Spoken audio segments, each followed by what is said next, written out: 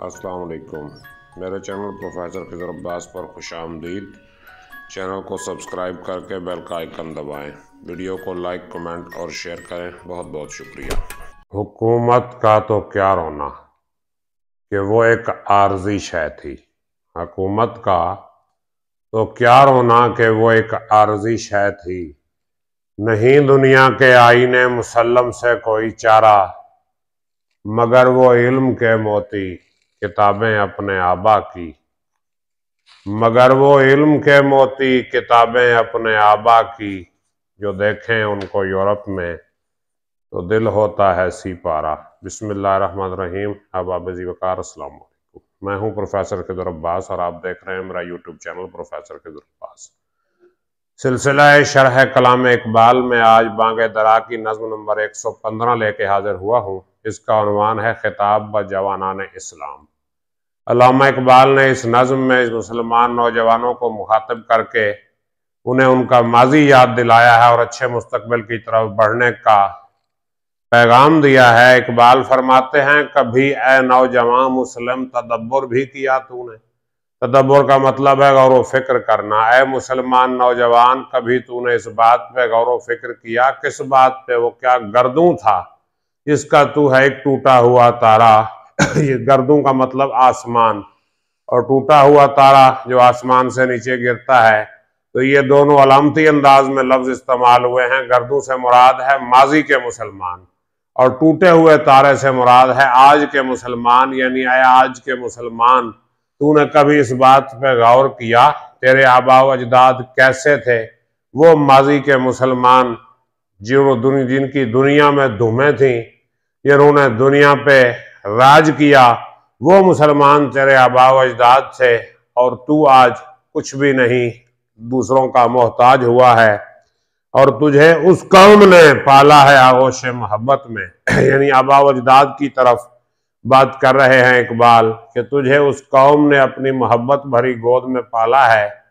देखें, किसी भी शख्स को जगाने के लिए, उसकी गैरत बेदार करने के लिए, उसको अमल पर उकसाने के लिए ये दो तरीके इस्तेमाल किए जाते हैं। उसका अगर माजी शानदार है तो वो याद दिलाया जाए, और अगर उसके साथ के लोगों की जो कारकर्दगी है वो शानदार है तो वो दिखाई जाती है। जैसे किसी बच्चे के नंबर कम आए तो उसके असातिज़ा और उसके वालिदैन उसे उसके साथियों के नंबर दिखाते हैं कि देखो बेटा, फलां के इतने नंबर आ गए, फलां के इतने आ गए, तुम्हारे कम क्यों आए? तो इस पर वो बच्चा जो है थोड़ी गैरत में आके मजीद मेहनत करता है। तो अल्लामा इकबाल मुसलमानों को उनका शानदार माजी याद दिलाते हैं और कहते हैं कि जागो, कुछ करके दिखाओ। तो तुझे उस कौम ने पाला है आगोश मोहब्बत में, कुचल डाला था जिसने पाँव में ताजे सरे दारा। ये ताजे सरे दारा से मुराद ईरान की बादशाहत है। दारा ईरान का एक कदीम बादशाह था और उसके सर का ताज, मतलब ईरान की सल्तनत को मुसलमानों ने फतह किया।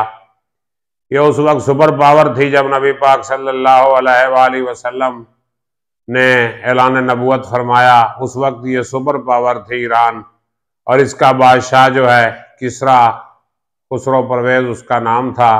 तो जब नबी पाक सल्लल्लाहु अलैहि वसल्लम ने उसके नाम तबलीगी खत लिखा तो उसने गुस्ताखी की, आपके नाम मुबारक को जाग किया और गवर्नर को हुक्म दिया कि मोहम्मद सल्लल्लाहु अलैहि वसल्लम को मुआज़ल्लाह गिरफ्तार करके मेरे पास पेश करो। तो जब उधर से पैगाम आया तो नबी पाक ने फरमाया कि वो शख्स जिसने ये जुर्रत की, अल्लाह ने उस पर उसके अपने बेटे को मुसल्लत कर दिया और वो मार दिया गया। तो खुसरो परवेज जो किसरा ईरान था, उसे उसके बेटे शेरविया ने मार डाला। तो बाद में शेरविया जो है वो किसरा बना, और हजरत उमर रजी अल्लाह अन्हु के दौर में ईरान की सल्तनत जो है ये मुसलमानों के कब्जे में आ चुकी थी। तुझे उस कौम ने पाला है आगोश मोहब्बत में, मुसलमान याद कर तेरा आबा व अजदाद में वो कौम है जिसने दारा के सर का ताज भी कुचल दिया था और तमद्दुन आफरी खल्ला के आईने जहांदारी। तमद्दुन आफरी शहर में रहने के कायदे, कुलिये, उसूल, जवाबित सिखाने वाले थे वो लोग, अरब जो थे।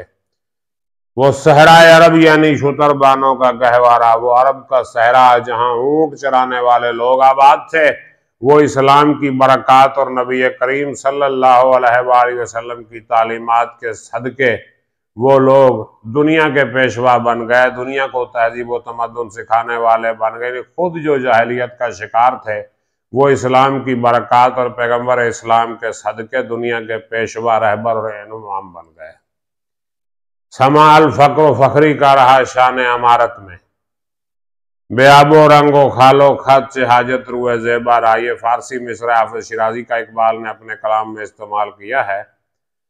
वो कहते हैं कि वो लोग समा अल फ़क्र फ़खरी यानी अल फ़क्र फ़खरी को मद्देनजर रखते थे। एक हदीस की तरफ इशारा है जिसमें नबी पाक ने फरमाया कि फ़क्र जो है दरवेशी मेरा फ़ख्र है।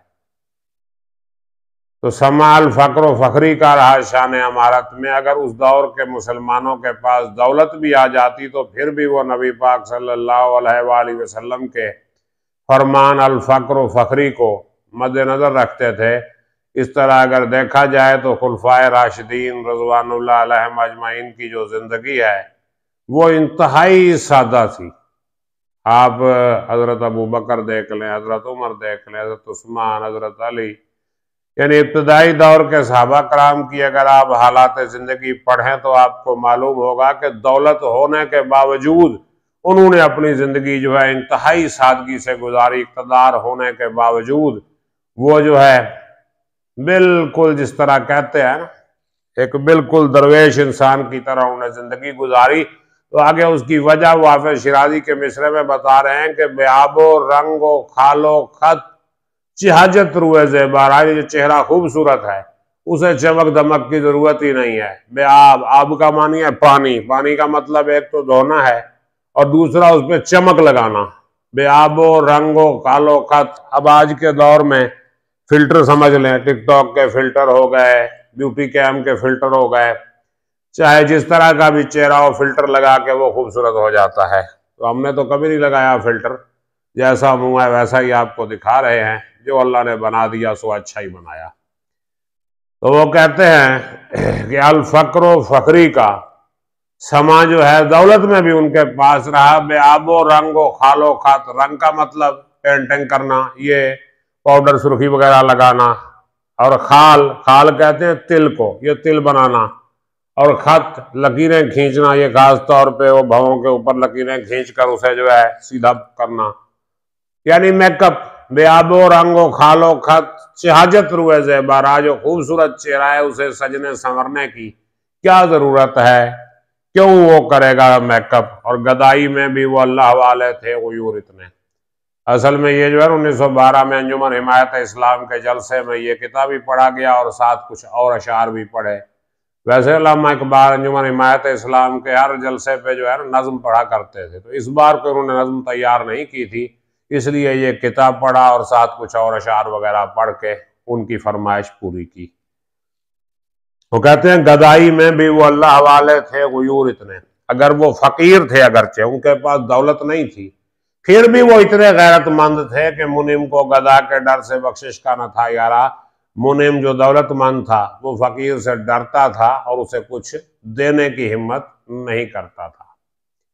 यानी आजकल हमारे तो माशाल्लाह रमज़ान शरीफ का महीना चल रहा है और अगर बाजार में चले जाएं तो ग्राहकों से ज़्यादा जो है वो भिखारी मिलते हैं, और हट्टे कट्टे लोग, औरतें, बच्चे सब मांगने में फिर रहे हैं। लेकिन इब्तदाई दौर के जो मुसलमान थे वो गुर्बत के बावजूद गैरतमंद थे। ऐसे गैरतमंद थे कि देने वाला उन्हें देने से पहले 10 बार सोचता था कि क्या पता ये इनकार कर दें। ये भी एक तौहीन है देने वाले की कि लेने वाला इनकार कर दे, तो मैं कोई मुस्तहिक हूँ। तो ऐसी मिसालें जो है तारीख़ इस्लाम में आपको कसरत से मिलेंगी कि मुसलमान जो है, जो इब्तदाई दौर के मुसलमान थे, अगरचे उनके पास वसाइल नहीं थे लेकिन फिर भी उन्होंने गैरत पे समझौता नहीं किया। और गरज मैं क्या कहूँ तुझसे कि वो सहरा नशी क्या थे। यानी इकबाल उस दौर के मुसलमानों की तारीफ करते हुए कह रहे हैं कि मैं तुम्हें क्या बताऊं वो क्या थे, किस जो है वो सतह के और किस मयार के वो बंदे थे जहांगीरो, जहांदारो, जहांबानो, जहां आरा। वो जहांगीर दुनिया को फतह करने वाले थे, जहांदार दुनिया पे हुकूमत करने वाले थे, जहांबान दुनिया को चलाने वाले थे, और जहां आरा दुनिया को सजाने वाले थे। उन्होंने दुनिया पे हुकूमत की, दुनिया पे कब्जा किया, दुनिया को कायदे कानून दिए और दुनिया को सजा दिया। उन्होंने जहां आरा बन गए। तो उम्मीद है ये नज्म आपको समझ आई होगी। अगर कोई सवाल है, तनकीदी तबसरा, तारीफी तबसरा, कमेंट, कोई बात पूछना चाहें तो कमेंट बॉक्स आपके लिए ओपन है। अपना ख्याल रखिएगा। अल्लाह हाफिज।